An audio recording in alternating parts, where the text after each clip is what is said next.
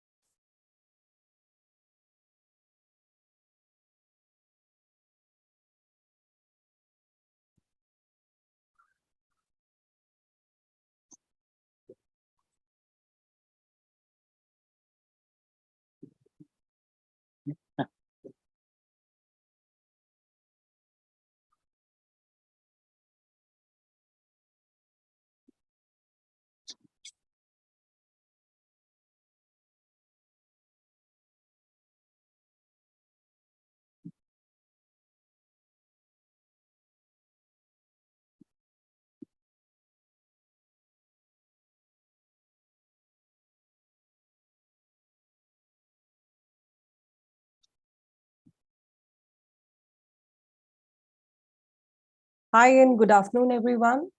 Thank you for joining us today. Aristotle once said, youth should be educated in music and physical education. Having said that, we've gathered here today to discuss the importance of physical activity for children in school. We have the subject matter experts with us today to discuss the same. A warm welcome to all panelists and thank you for sparing your time and sharing your thoughts and wisdom today. Mr. Rajeev Ravindranathan will be moderating it today, and he's the founder director at the People Design and Communications India Private Limited. Apart from heading the creative strategy at his venture, you've seen him at Three Idiots, ragging Amir Khan, and in English Winglish as Sridevi's Tamilian classmate, with Madhavan in Rocketry, The Nambi Effect. Rajeev has also earned acclaim for his performances in stage plays and TV commercials. Before I hand it over to Rajeev, a few basic requests, please. Type your questions in the Q&A box only. And if there are any other things to communicate and exchanging of pleasantries, that can be done in the chat box. I will request the panelists to address the questions posted in the Q&A as and when the time permits. Over to you, Rajeev. Thank you. Thank you so much. And good afternoon, everybody. I'm glad to be on this side of the camera. And it's interesting to be here and facilitate conversations than have to make them. This is going to be quite exciting. The importance of physical activity for children at school, I think it's a very important topic, given the shift in the shift in the way India as a country and its sports people have been performing around the world. There's clearly a push towards sporting excellence, and we believe, all of us on the panel believe, that there is enough ideas and perspectives to be brought to the table to how to spark this off from the grassroots level. I'm very happy to introduce this very enlightened panel of speakers to you. Ms. S. Jayapriya, who is arguably already at the forefront of sport as a concept at the very grassroots of the education system. She's the principal of the sports school, perhaps the only institution in India that integrates sports and education to create a perfect training ground for champions of tomorrow. Welcome, ma'am. Very happy to have you here. Mr. Himmat S Dhillon, headmaster of the Lawrence School, Lovedale, venerable institution. Sana, sorry, it's Sana. The Lawrence School, Sana. We're not, a sister school is South. Okay, sorry. Right. Got that. Thank you for that correction. Headmaster at the Lawrence School. All in all, a venerable institution that's committed to preparing its students for the challenges of a demanding future. Mr. Dhillon is a self-proclaimed impatient man on a mission, as I have read in one of his recent interviews. He's here to bring technology, to facilitate the move for the Lawrence School, for its students, for its alumni. Ragini Yerragudi, I hope I'm getting all your pronunciations right. The names are right. Okay, you're vastly qualified, ma'am.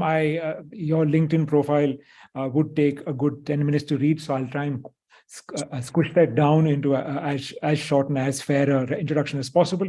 A vastly qualified and experienced mental health counselor and intercultural trainer with global counseling and training experience in India, the US, and Sweden. We are looking forward to a lot of those perspectives and expertise coming to the table. We're coming to the youngest child on this panel, Ravi Kallayil, who is co-founder and CEO of Plaeto, India's first footwear engineered to support the adventures and mischief of young feet. Ravi Kallayil is a man of many interests and is one of the core members of early days in Nike. So he brings a lot of experience in terms of design, engineering, with a very strong result-oriented approach to design. Anyway, I'll come back to all of you again, but let's kick things off and bring perspective to this discussion. Let's understand how PE or physical education has undergone a transformation. What is its new role in the national education policy? Ma'am S. Jayapriya, as principal of the sports school, who is at the forefront of this integration already, could you help us with your knowledge on this matter, please? Thank you, Rajeev. Good afternoon to one and all present here. It's a privilege to talk about this as we are experimenting it in our school. And the passion, drive that kids have, the way they take it forward is tremendous. Prior, we were having sports taken in as just an extracurricular activity. So we had one sports period where children would be taken out for sports, they would be brought back. But now with this NEP bringing in sports as a comprehensive learning in school. So sports and academics go hand in hand. Because when a child takes up sports, it's just not a learning for that particular point of time. It's a lifelong learning. And academics and sports are very well correlated. For example, a simple concept like perpendicular bisector can be seen on a tennis court. So the properties, so when we take our kids onto the ground, they themselves come out with what could be the properties of a perpendicular bisector.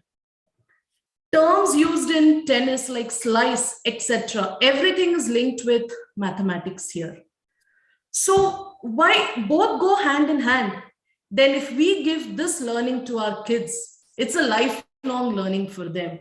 So we will not get in question back as, why are we learning? Why should we study? It is like, yes, learning is helping us to do well in our sports also. The various angles with which they hit a ball, again, depends on the mathematical derivations there. Mathematical concepts can be linked there. So every concept that a child learns, the moment we transform it into the grounds, learning is not just a rote learning. It's a learning with a feeling from within. And I think that is what is needed at this point of time, because they are learning what they are understanding. They need not learn it by heart and that's it. No. If I'm learning, I'm going to apply it in the long run. And that is what NEP is looking into. Sports taken over as a comprehensive learning, rather than saying that just let there be one sports period and all of us go out, play, come back. So when they take up, yeah. So sorry, is this a pedagogy you have devised at the sports school, or is this within the tenets of the NEP? So it is going to be implemented in the NEP also, where sports is playing a major role. So what they say, the experiential learning, the terminologies that is being used now in NEP. So when we come down to the lower levels, what they want us to do here is the child feels what he learns. And when we link that with sport, I think the grounds are sufficient enough to tell our kids what are they learning. all concepts, if you see, we have actually been doing this in our school itself. The various concepts, if you see, everything can be connected to the sport. Whether it's mathematical, science, in fact, we even tried an interdisciplinary approach. So where we linked English, math, and science. And that has been quite a big hit amongst the kids. The projects that children are doing, we don't go on to the general project of history separate, science separate. Like for grades 5, 6, we started with projects as calculation of BMI. We did it as an interdisciplinary project. So first, when we started with project work, we could just see in sheets of paper. But when we started giving them these sports-related projects, we have got excellent results. Students have concluded what they have found out. So we touch on their analytical skills, we touch on their interpersonal skills. At the same time, we also allow children to say what they want to. So the interpretation also is very, very accurate. And when they start exploring, there are many things that they learn from there, which we need not teach them. They themselves learn. So the onus to learn comes for each child. And that's very important when you take learning in a curriculum. The child should feel that I have to learn. It should not be a forceful learning. And that's what we are experiencing at the sports school, where children, even though the schedule is hectic, they learn. They know when, how, and what to balance it with. And that's what NEP is completely into. And that's how sports is going to take a very good chance for our kids to take sports to national and international level. Because it's practice, it's making things accurate, getting in self-confidence. It's a holistic learning that happens here. So, and that's what NEP is looking into. That's quite interesting, that whole system of pedagogy you spoke of, where it integrates the academic world with sport. It's quite fascinating. I'd like to then take this discussion over to Mr. Dhillon. So, as headmaster, how do you see a pedagogy like Ms. Jayapriya mentioned just now? What are the structural and cultural changes that you would have to bring into your school system to integrate such a pedagogy where there's such a close integration between sport, physical education, and regular academics? See, Rajeev, I'll first just dwell on what education is. Now, unfortunately, in this day and age, almost everyone you meet is an expert on education and best practices and things. So it's almost, as if anyone and everyone is, holding forth on this. Now, the first thing is, if I were to ask the question, what is education? I'd get quite a few answers. Unfortunately, even today, in spite of all the knowledge, in spite of all the enlightenment, when there are people who say, well, education is how well you do in school in academic subjects. Okay. Now, I'll say this very simply. The academics that are in school are merely a fraction of the education that is needed. Merely a fraction. Okay. It is not the end all. It is not the be all. Because you have to see the curriculum and the pedagogy in our schools as holistic learning. Now, if it's only academics, if it's only maths, it's only science, it's only English, it's only languages, it's only the social sciences, it is highly incomplete. Because for education to be education, it must be holistic. Okay. The other point is, it cannot be standalone. If I'm an English teacher, whatever I teach in English must be integrated with mathematics, art, and sport. Now, that is the wonderful way forward, which the NEP is bringing forth in our country. It's a revolution. It's nothing short of that. And the best thing is, it's enjoyable, it's engaging. I'll share a little anecdote. I was in the Middle East for about 7 years. Now, over there in Sharjah, there's a person known as the Green Sheikh. Now, I was at GEMS Education at that time. So, we had a little seminar on education, and His Highness came and he addressed us. And he said, there are only two ways in which a child will learn. The first is through play. And the second is maybe at a meal. And that was so profound. So you see this whole thing, midday meal, that is also a learning experience. Your etiquette, for example, how do you eat? Do you grab? Do you offer things? Do you wait in line? How do you conduct yourself? You see, the moment a child comes into a school, that is part of the curriculum, not just the syllabus, the curriculum, and it's learning for life. The other thing I would just like to share very briefly is something very powerful, that every child has the right to rest and leisure, to engage in play and recreational activities appropriate to the age of the child, and to participate freely in cultural life and the arts. Now, this is Article 31, which is quite old. 1989 is when the UN, kind of formulated that. But the point is, when you ask about the culture, when you ask about the structure, you and I make the culture. In a school, every stakeholder makes the culture.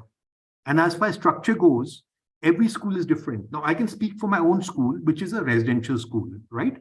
We are co-educational, we are fully residential, and we are 175 years old. Now, we actually have a Sana curriculum. That curriculum for the day starts at Rouser, which is 6 a.m. Then there's PT, which is basically to keep fit, to wake up, to, rejuvenate. It's at 6:30. Then our classes start. In between classes are 4 meals during the day. In fact, 6 if I were to count the tea as well. And right after classes, you have sports, you have hobbies, you have all kinds of interesting things. Then you have what is called prep. Until the lights out bugle goes at 9:40, the day is structured. That's a wonderful structure. Now, what we offer, whether it's sport, whether it's hobbies, whatever we do, a day school would be challenged, no matter how good they are, whether, school is 1:30 or 6:30 in the evening, they would be challenged to offer that. So the point I'm making is that education is so much more than the textbooks, so much more than the syllabus. It is, how to handle yourself. It is, are you fit enough to walk? It is how you talk. All that is education. That is my view on this. Right, very interesting. That's quite an enlightening share, Mr. Dhillon. Between you and ma'am, another question arises where we seem to be using a certain term as synonyms of each other, and these are physical education, play, and sport, when actually three have quite different context. I would maybe simplify physical education as seen by the NUP is now part of a curriculum. So it's a lot more structured. You will be graded. You will be taught it. I suppose sport brings the added perspective of performance, of achievement, of maybe of results, of breaking records. And perhaps play is a little more spiritual, a little more unstructured, a little more intangible in terms of what it gives a child. But as I'm going to ask Ravi, who's built his entire company on the philosophy of joy of play.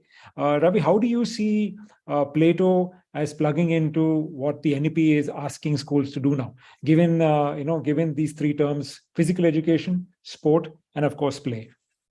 Yeah, thanks, Rajeev, and it's an honor to be a part of this panel. So can you hear me? All good. Yeah, okay, great. So, just to step back, we created Plaeto with this mission to bring the joy of play to every Indian child. Now, why did we choose play and not sport? As a part of our product and company development, we met hundreds of parents and children. And when we ask parents, what do you want for a child? They say, we want our child to be happy. And when we ask a child, how do you become happy? They say, we are happiest when we play. So if play is such an integral part of a child's life, what is it as a company that we could do to kind of enhance that aspect of a child's life is what kind of drove all of us and brought us out of companies like Nike and Apple to start this. One of the things that I realized during my time at Nike, even in the US, was that sport has become so organized and related to high performance training, even for school level athletes, that a lot of children are staying away from it because it just becomes an extension of a classroom. There's so much discipline. There's no fun in sport any longer in the way it is taught, because you're trained to only compete to get to the highest levels. And so that is one insight that a lot of companies are realizing, that the joy in play seems to have gone away because of everything that's happening. Now, we realize that, in place like India, children are spending almost a third of their life till they get to college in the four walls of a school. And if we have to influence play, we'll have to work with schools to do that. So how can we make the best of the 30 or 60 minutes a day that a child can get in school and make it the best part of their life? The most enjoyable part is what got us into this whole field. Now, what has that got to do with footwear? We realized that play is in some sense synonymous with footwear, because we realize that, unless you have good footwear and it is comfortable, children don't play. If it is too expensive, people try to save that. So our effort in this whole exercise is to see if we can work with schools and make play an integral part of a child's life. Now, we'll have to see as to how to integrate it with NEP. There's a lot more structure coming in, a lot more time devoted to play. But the intent with which we started is, say, what limited time a child gets, can we make it really fun for them and make it inclusive for them? Can they learn life lessons, as both our esteemed guests have talked about before, in terms of discipline? How do you include a third person? How do you build leadership, etc., through sport? And can we be a part of that in a child's life is what philosophically got us into building a company. Footwear is just an extension of the whole thing, actually. Thanks for that, Ravi. I'd like to double click on a few things, but you did mention a few things that I think Ragini Yerragudi would be able to throw some light on. I think in what you described right now, and going back to also what Mr. Himmat and Jayapriya spoke of, there are three stakeholders to making this successful, to integrating sport, physical education, play. The jury is out there on which of these terms we should stick with, but there are three stakeholders mainly. Obviously, the child, themselves, the school authorities in the form of the teacher, the management, and of course the parents themselves.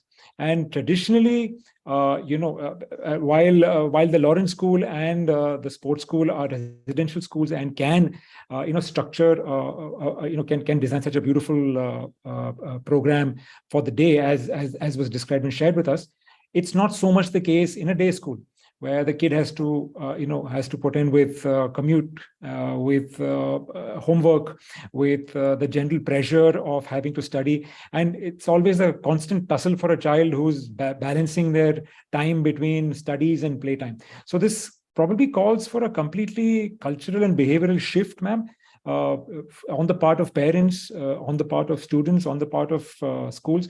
How do you see, as a mental health counselor, how do you see this pressure that the NEP will start exerting on students and therefore on parents? How do you see it possible for them to manage and be successful in this new environment that's coming up, where sport suddenly is no more the thing you do when you have free time, but it's part of your life? Yeah. I'm very glad to be here. That's a very relevant question, Rajeev. And I think it's a very interesting time to be here in India in the mental health field, and also with all the revolution happening in holistic education. You're absolutely right in that it's really hard to balance. Not only are the kids, I see a lot of adolescents, and I do parenting workshops. So it's a good question for me. The pressure that children face is tremendous these days. So I really think it will start with a lot of education. Actually, there's been a lot of excellent research that does show that physical activity, I'm differentiating between play and physical activity now. Any aerobic activity actually can boost academic performance. It's not just benefits for your physical health, but there have been tremendous benefits for mental health. And following up on what Mr. Himmat also said, I think we really need to sit and have those conversations, establish trust with parents, understand the historical context of our culture in that Maslow's hierarchy and how these beliefs and values have come into place. And we need to, I think we are in a good time right now to make those paradigm shifts with parents as well. I think, being a parent myself, I think parents want to do what's best for their kids. Just like we all know that, we have to be this ideal weight. The question is not whether it's important, but the question more is what stops us from doing what is good for us. Right? What stops parents from, they definitely want to do what's best for the kids.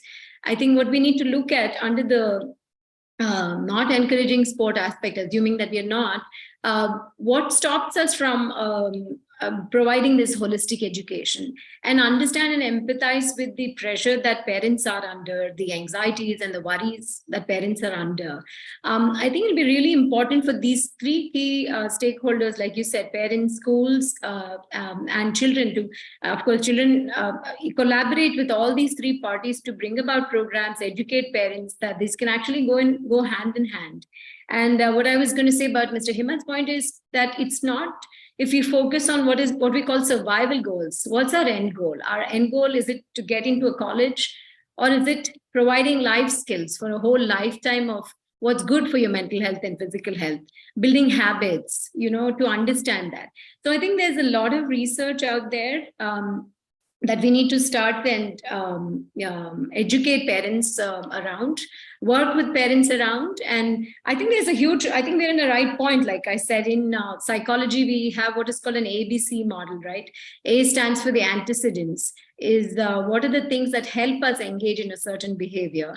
B is the behavior itself, and C is the consequences. What are we rewarding? What kind of behaviors are we rewarding? It's a very cognitive behavioral approach. But the antecedents wise, how are we setting the context? How can we make it really easy? Start with small steps, start with small consistent steps that last probably longer. How can we make it fun for kids? How can we make it developmentally appropriate for kids? I think all of these things will take some effort on all key stakeholders to work on to enable that change.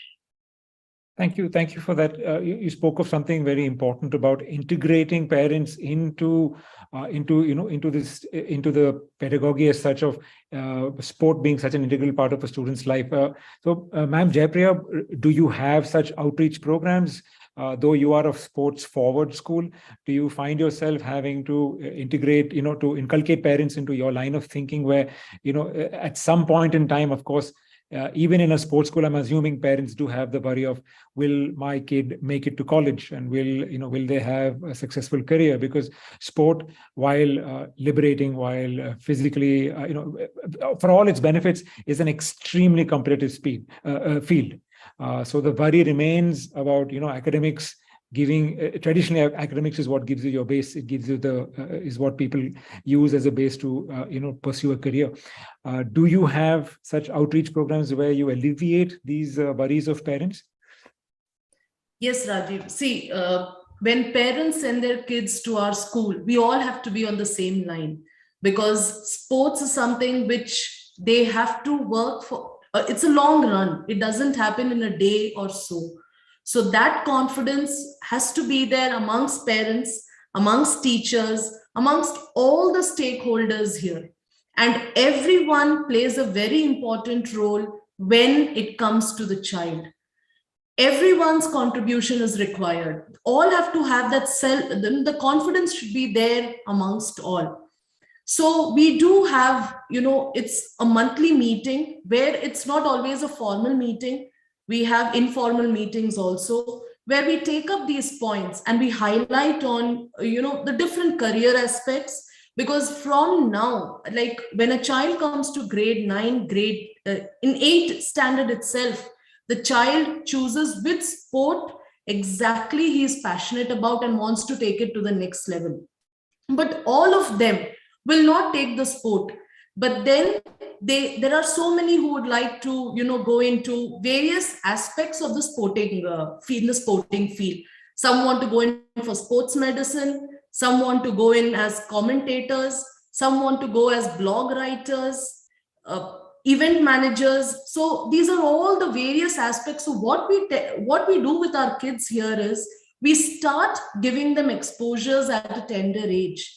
They start organizing events in the school. Like when we had this Khelo India event in our school, students were given small tasks to take over, and they were guided by the students who were at the higher level. So small events, when they start organizing, they come to know what are their skills and what are they good at, which they could excel further. Everyone need not take only the sport to the next level, but then somewhere, since they are passionate about it, somewhere around it is what they would like to take it further. So that is why on a monthly basis, few are formal, few are informal. We tend to meet all the stakeholders in turn. I hope I've answered to what. No, definitely. And I think that's very important. I think that sort of partnership and integrating the various stakeholders is critical for this to be a success. I'd like to come back to Mr. Himmat, sir. You mentioned, you made a very valid point, and you questioned, what fraction of education is academics a part of. Can I ask what fraction you believe sport and physical education should be a part of the educational universe of a student, say? Okay, that's a very fascinating question, and it's a very profound question. Now I'll just speak about, what is in my mind. Now, the first thing is, you had spoken about PE versus PT versus play versus sport, right? Now, formally, from 6 to 10, we have something called PE as a subject. Also in 11 and 12, you have physical education as a board subject. So kids can take physical education as a subject for the boards, right? And I'm sure you'll appreciate, like art, it has a huge practical component. Now, the point is, where does education start? Where does it stop? That's my question. Now, look at it as joyful learning. You see, without play, there can be no joy. Now, whether you're sporting at the Olympic level, or you're playing with your friends, or you're just doing something for your own self, for example, some physical exercise or some physical training just to keep fit. If there's no joy, if it's a chore, if it's drudgery, it will not last. I can guarantee you that. Now, the point is, we believe that sports is very much a part of the curriculum. Okay, that is what we believe. It's not something which I'm just saying as a formality. The other thing is, fitness is a lifelong attitude. Okay, it's a life skill. It's not only when you're in school, it's not only when you're competing, whether with yourself or with others, whether in a team or alone, but fitness is something even, I would say, at the age of 90, a person should have some claim to. You have runners who are running at 100, they're doing marathons. And by the way, all this has to be seen as part of character building. Now, when I say marathon, it wasn't always a race, it was a battle. 490 BC, there was this person called Philippides, a Greek, who carried some news, and that happened to be the marathon because of the distance, right? Now, a very simple point is, I'll just share this with you. We are not a school which only believes in sport. Like when I said education, it is all round, it's holistic, okay? This is not a sports school. This is a school where we believe that sports, hobbies, extracurricular activities are all very much part of the education. I can't give you a percentage, but I can share some data with you. Now, this not being a sports school has produced people like Manavjeet Singh Sandhu, who was in the Indian Olympic team 2012, shooting champion of the world, okay? Ajit Bajaj, first Indian to ski to the North Pole and the South Pole within the year. Of course, Everest is one of his accomplishments. Mr. Ranjit Bhatia, athlete who ran in the marathon and 5,000 meters in the 1960s Summer Olympics. Shiva Keshwan, Asian champion, he represented India in the luge. I don't know how many people have actually seen a luge, but well, that's his sport. 6 Winter Olympics, okay? Imtiaz Anees, he is a rider. He has been in the Indian equestrian team in the Olympics that were held at Sydney 2000, right? Then we have Rohit Singh, who is a national rugby team player. All these are Snarians, or as we call them, old Snarians. Also, we have Raghav Joneja, who was part of a 7-member team that ascended Everest in 2013. Like I said, we're not a sports school. We're also not a mountaineering school, right? But we do many things and we do them well. 7 members of the school, youngest being Raghav Joneja, who turned 17 on the expedition, were part of this. They're the youngest school team ever. They ascended Everest in the year 2039. Now, girls, not to be left behind, they went up Kilimanjaro 2019, just before the pandemic. So I'm just sharing with you what is possible. But at the end of the day, whether it's sport, whether it's extracurricular, whether it's education, it is about building character. And when you talk about sport, collaboration is part of it, communication is part of it, so many things are part of it. You talk about 21st century skills, they can all be taught through sport, through play, through PE, through PT. And of course, I would say that education is what makes it possible. And academics is a very important part of education, not the be all, not the end all. It's part of it. Thank you. Nicely put, sir. Nicely put. And I must applaud that roster of champions and achievers from the Lawrence School. That's quite something. Between you and the sports school, we have so much to be proud for. So many heroes have come from both your institutions. That's wonderful to know. I would actually, if anyone from the government or the Ministry of Education is, I would strongly recommend having the two of you as consultants on the board immediately, because clearly there is something going on at the Lawrence School and the sports school that has already imbibed the spirit of the NEP. Ravi, my ears rang, and I'm sure yours did, when Mr. Dhillon spoke of play and joy as being an integral part of each other. Again, while a uniform brings a uniform identity and a sense of belonging in a school, how important do you see Plato's role in the uniform makeup of the school that's now going to be part of NEP? Yeah, from a shoe perspective, what we are trying to do is we want the children to wear the shoe and forget about it. It just has to be a second skin for them. We should not be thinking too much about what shoes they're wearing. They should kind of go and engage in the activity they want without having to worry about whether it's an expensive shoe there to protect, or it's an inexpensive shoe doesn't kind of provide the comfort and the protection that they need. So that is the effort with which we have created this. And then we've integrated all the rules of, schooling systems in India to accommodate that, so that, there is a certain reason why a uniform exists in an Indian school. It brings a certain level of, it'll, in some sense, levels all the children to one single uniform and attire. So I see the value of that. And, we want to kind of play within the ambit of what has been designed in the Indian social system. But at the same time, we want to kind of support how children can use that one part of the uniform to go and play unbounded so that they can find the joy that they really yearn for. Right? Thank you for that, Ravi. Ragini, I just wanted to speak about your point of view and to confirm or validate or disagree with. Is the spirit of the competitive spirit that exists in a sporting environment, is it healthier for a child than, say, the competitive spirit of an academic environment? I think a general sense of competition is a healthy sense of competition is good anywhere, right? We also see a lot of recently sports people breaking down with mental health issues also that has come up in the news. So I really think it's how you implement. I'm sure a lot of educators here are familiar with the concept of growth mindset. So I think it's more than, while the end product is important, and it stands out to me, again, what Mr. Himmat said, it seems like these kids coming out of these schools, something around the education is really motivating them intrinsically to go and do this. We have heard just of the accomplishments in the field of sport, but we want to look at the underlying factors, like what is motivating kids to do this? How do we motivate kids, rather than how will they persevere to get back up and be resilient from a setback? That would be more important to focus on than what's our end goal, how many medals can we get. The magic is it happens. It seems to be happening, but the focus is not there, right? The focus is more on growth mindset, where you're willing to take up challenges, where you're willing to get up after a setback and motivate yourself to go back out there. So I think I think it really depends on how it's implemented, that healthy sense of competition, whether it's in an academic setting or in a sports setting. How do you do it? Because in a sports setting, you could take someone to the brink of burnout. Likewise, in an academic setting.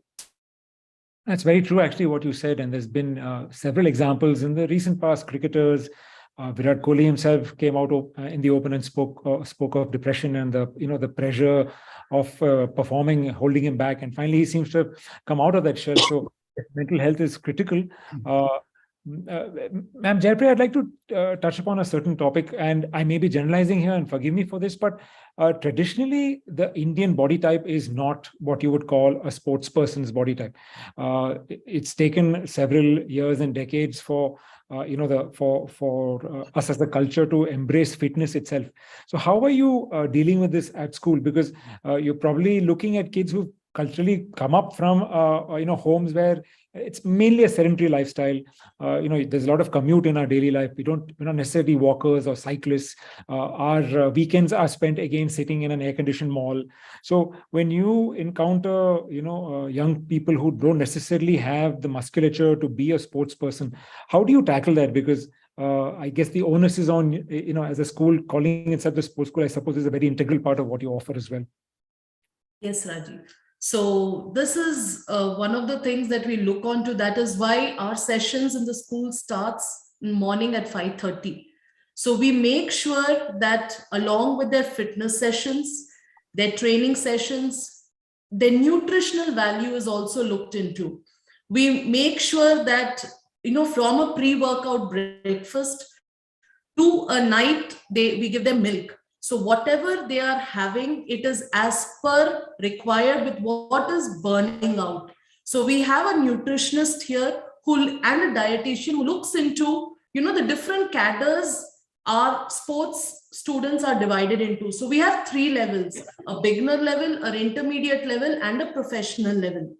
So for a beginner level, there is a different, diet set in. For an intermediate level, it's a different, because the amount of calories that they're burning out is entirely different. Beginner level has just 1.5 hours of daily workout.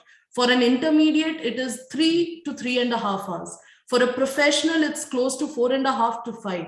So based on that, we, getting a nutritional plan done, especially for these different levels of programs. And then when students are going in for tournaments, again, there is a different setup there, so that students, when they go, so we encourage a lot of jaggery intake. So there are few things that we have in our campus. We don't have any maida intake, no sugar intake. So it's a lot of jaggery. Chicky bars are there in the campus throughout. Whenever children are walking by, they could have one. So that has been kept in different stalls in the campus. So it's a campus of 36 acres, but then children will have to walk at every point of time. So we make sure that children are fit. So it's physical fitness, mental fitness. So we also have a psychologist who's there in our campus in shift. So that if a child goes through, losing a game, when he comes back, what type of advice does he require? When he loses a rank in a national tournament, what type of advice should we give to him? How should we handle him? So different situations, again, it's a different way of handling. So right. It again becomes different for different students. Just persisting with you, Mr. Jayapriya. So since this is what you practice at the sports school, but do you see this as necessary for an institution such as yours, which is sports forward, or do you see this as an integral part of any school that's going to adopt and imbibe the new tenets of the NEP? It is an integral part now, because we are all looking in for a holistic growth now.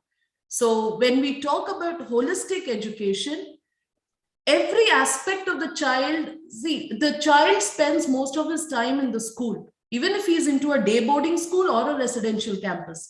Residential campus, our onus is more because the entire year they are there with us, and only sometime they go back home. So at that point of time, with the way now technology, everything is coming, evolving, I think children, they have to be strong enough to face the society. And for all that, they have to be, that self-confidence and self-reliance is something which they have to develop and take it forward. Thank you. Thank you for that, ma'am. Mr. Dhillon, just to carry on that, if I can pose the same question to you, sir.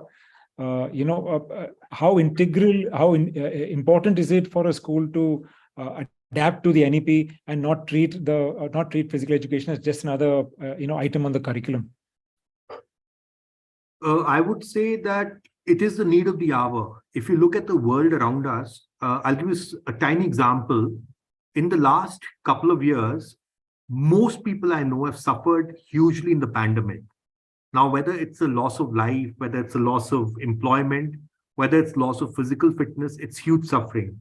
But the point I would like to make is that there are also many people who are suffering because of sedentary lifestyles.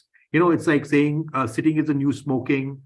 You're Right. talking about young people, fit people getting heart attacks on the treadmills, etc. Things like that. So the point I would like to make is that it is the need of the hour. Integrating sports is the need of the hour. The other thing is, I'd like to connect this with what Ma'am Yerragudi said.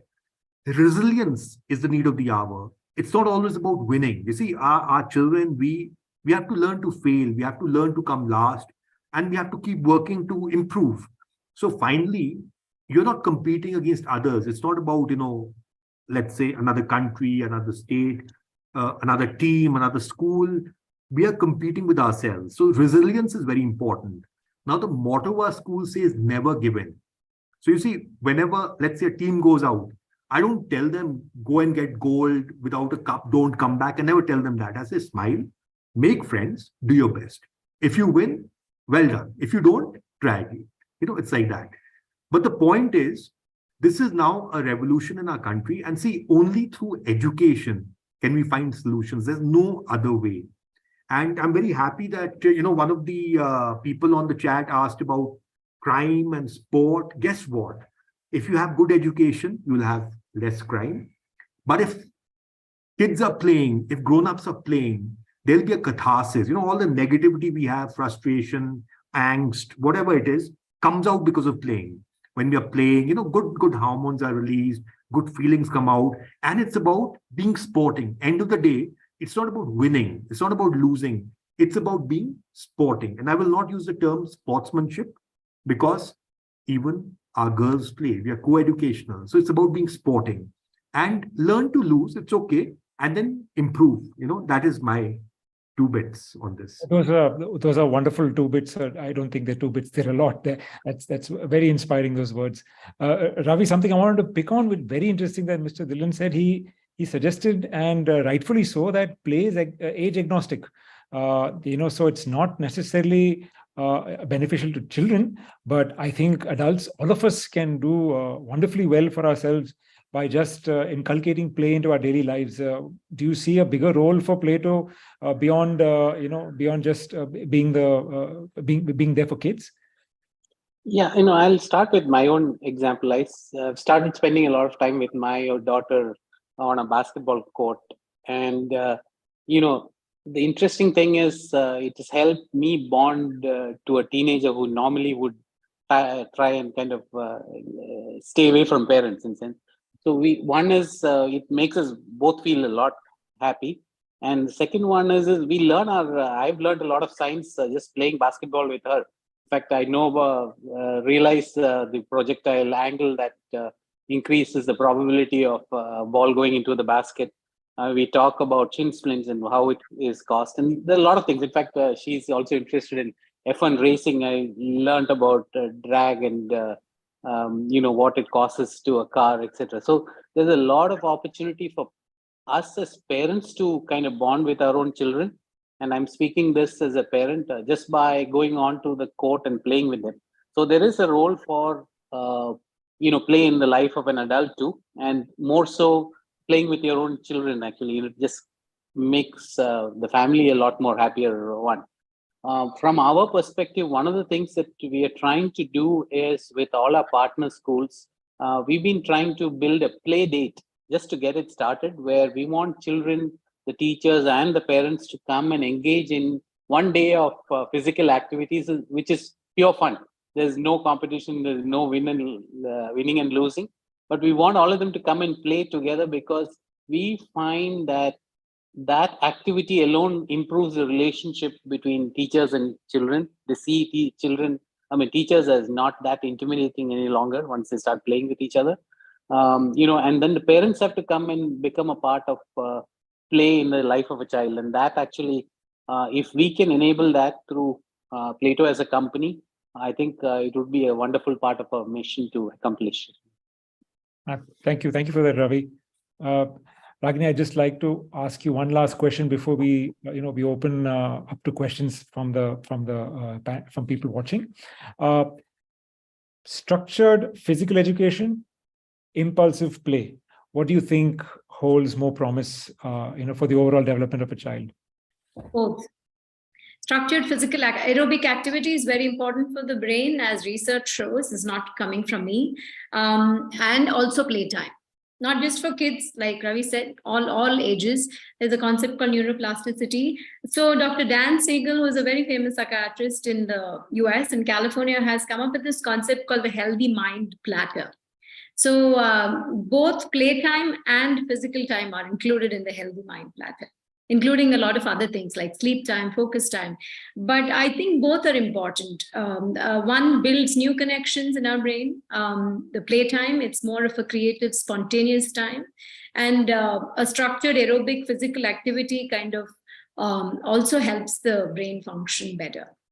So I think we need both. Right. Thank you. Thank you for that. Before I would request people watching, if you could pose specific questions to any of the panelists and post them now, because I've been noticing a lot of activity on the chat panel. It's difficult to scroll back up and look for the questions there. So could we restart any questions anyone has and you'd like to direct it to any of the panelists? I'll vocalize it for you. To our panelists, is there anything, any of the discussions, any of the topics spoken about have sparked off that you'd like to share, and not necessarily as a response to any question I may pose to you? Okay, no problem. We'll wait for a question. Does anyone have a question specifically for anybody? Yes, 7 questions right now. Please do start. You'll post them on the Q&A board, or you'll post them here?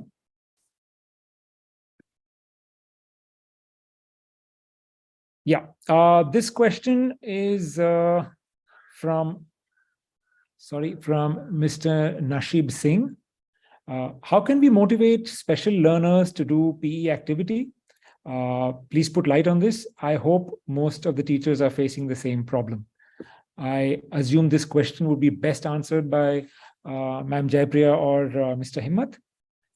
The question specifically again, how can we motivate special learners to do PE activity?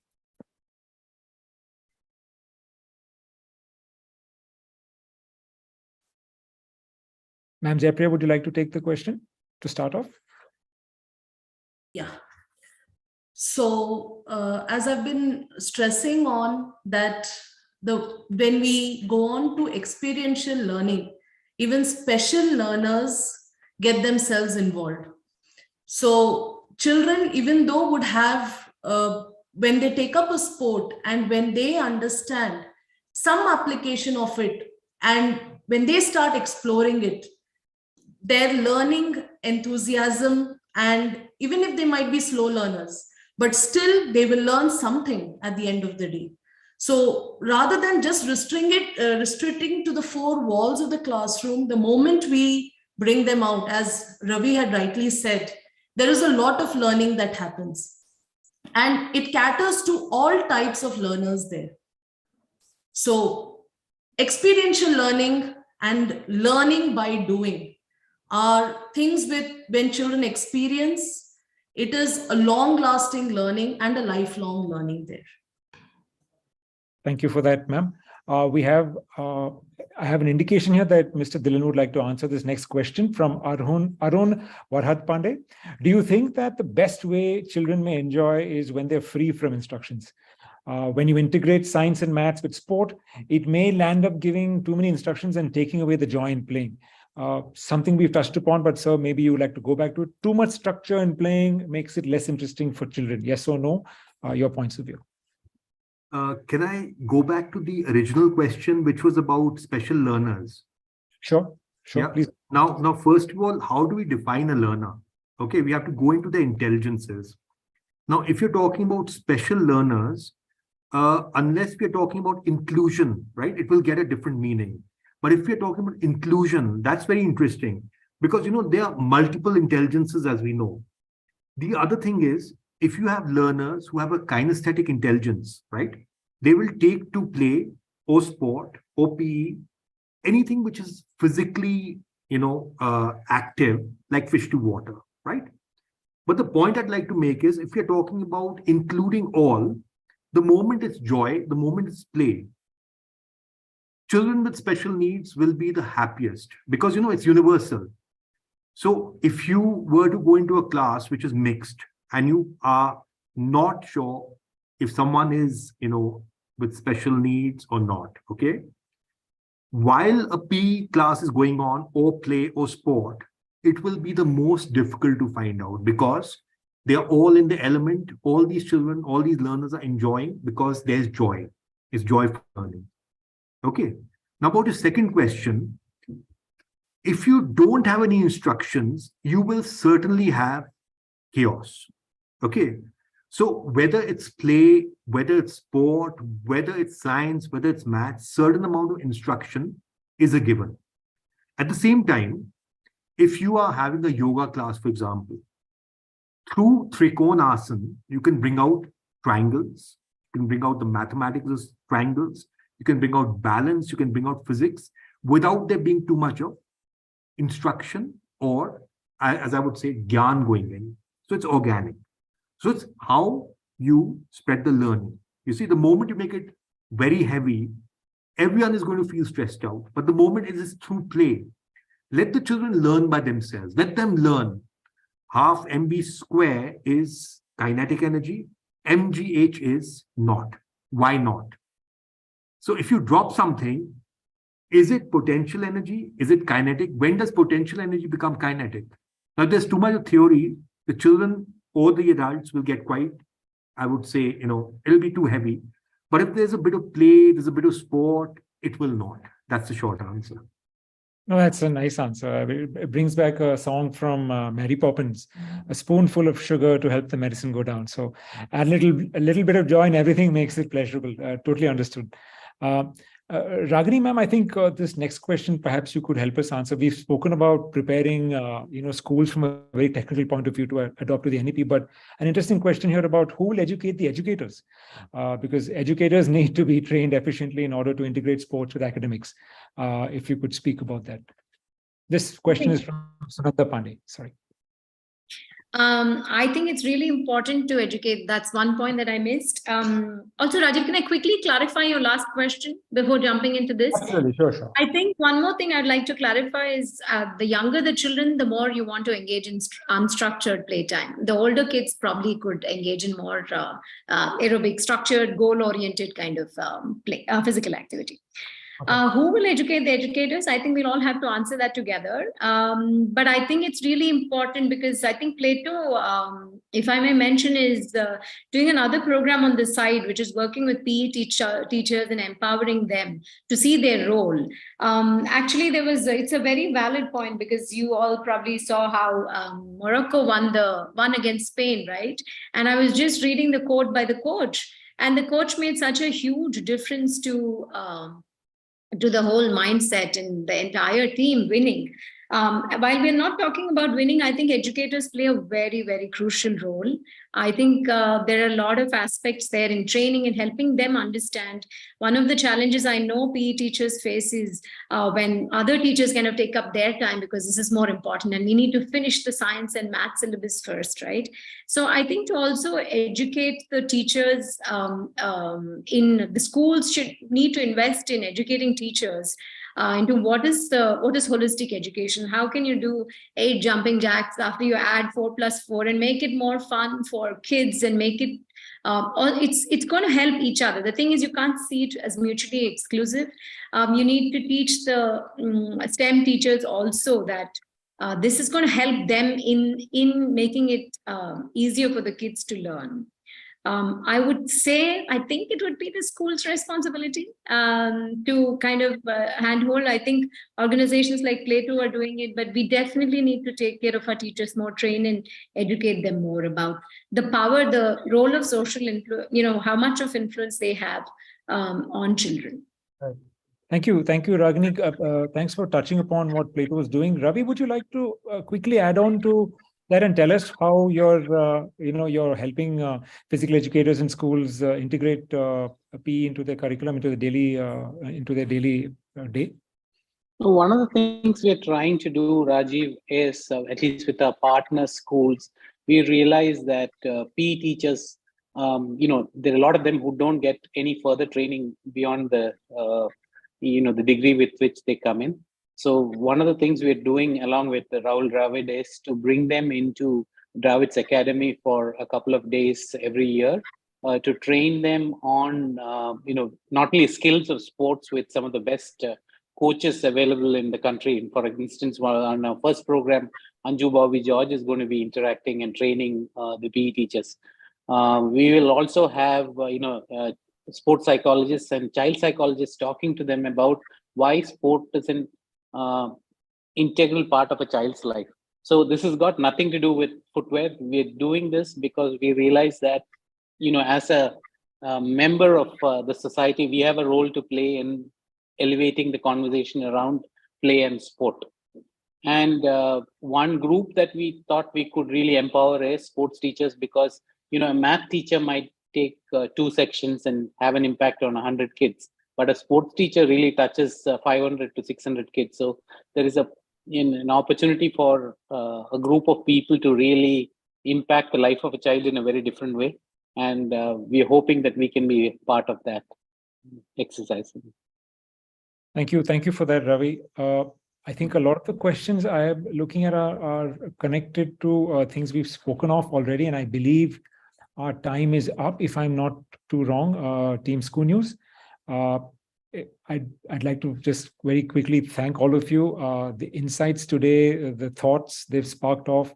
I really hope there's a way to, I hope the government, the Ministry of Education forms more bridges with, professionals such as yours, because you're already at the forefront of making this a daily thing of integrating sport and play and physical education into the lives of children. And one can see the will, one can see the passion, and one is so glad that thinkers like Mr. Dhillon, practitioners like Ma'am Jayapriya, Ragini, who brings a whole new different perspective into how one can prepare students mentally, and Ravi, who is actually already using science, technology, and engineering to solve this problem on a daily basis, making such an impact. Thank you so much. Thank you so much for your time. It's been a pleasure speaking to all of you. I look forward to looking at the transcripts and making my little notes, because this is a subject matter very, very dear to me. Thank you again. Thank you so much. Rajeev, before we end, something very important. You asked about educators, and Yes. the important thing is, you have Dr. Stephen Covey, 7 habits. Now, the 7th is sharpening the saw. So if we do not renew ourselves, okay, then we will not continue improving. We will go on a downward spiral. Now, the moment we renew ourselves, then we are empowered to move on an upward spiral of growth and change, right? And I'm saying this because in education, it's very easy to burn out. Now, we cannot do that. And one of the things we put in processes in our school, we have certain, ways of working, of course, but we have put in place an initiative, which we call our Teachers Enrichment Center. Now, this is not, don't think about it as a brick and mortar center. It is basically a senior practitioner who's come into our school and who's helping our, educators to move to the next level. You see, someone like Tendulkar, since we are talking about sports and physical exercise, had a coach. Rahul Dravid has a coach. So Kohli has a coach, right? So why shouldn't teachers have a coach? Now, that's a very old principle, but we are practicing it by having a senior person here who can help, right? From lesson planning, delivery, curriculum, all kinds of things. And most important, things like well-being and health. That is also very important. Just sharing with you. So I would end by saying that sharpening the saw remains the most important thing in today's education, so that there's no burnout. Completely understand, sir. I've got so many quotable quotes from you. I intend to go back and make some T-shirts out of them with your permission. Please send me some. Absolutely. I'll distribute them to my team. We'll all wear them and be positive. Sure. So thank you again, everybody. Thank you for your time. Thank you for your wonderful insights. Yeah, I think that's it for us. Team ScooNews, would you like to take over? Thank you so much.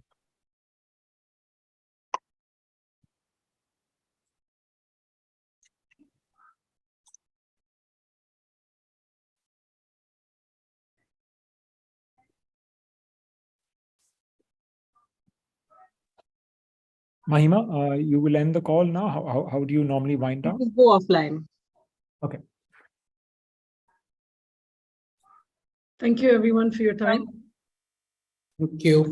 Thank you. Thank you, Rajeev. Thank you, Ravi. Thank you, Ragini and Jayapriya ma'am. Those were some wisdom points that we are taking back today. Absolutely. Thank you for the opportunity. Bye, everyone. Bye. Bye-bye. Bye, everyone. Bye. Bye.